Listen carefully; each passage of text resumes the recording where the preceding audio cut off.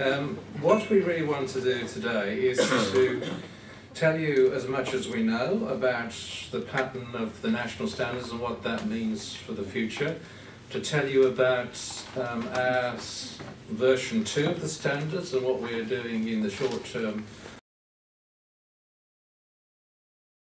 The national standards, I'm sure you've seen in all the documentation, and I've just listed them here for you. There are 2 sets.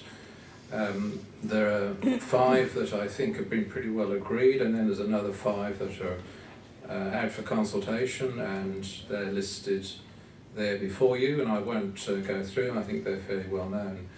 What I have done there is put some asterisks against the ones where it's fairly clear that there is or there might be overlap between HQC standards and the national standards.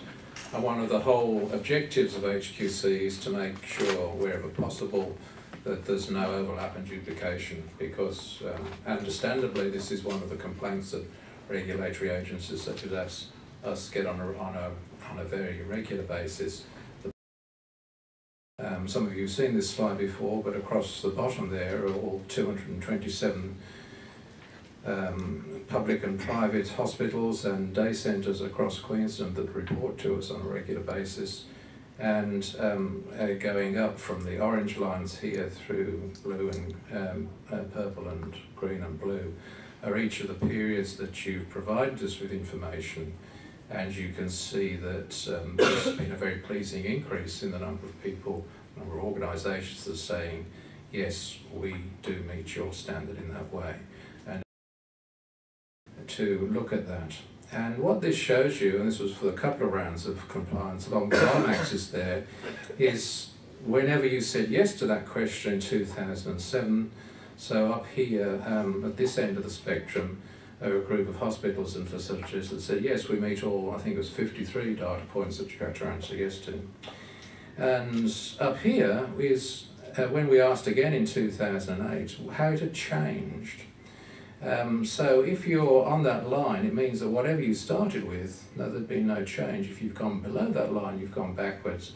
If you've gone up, you've improved your compliance.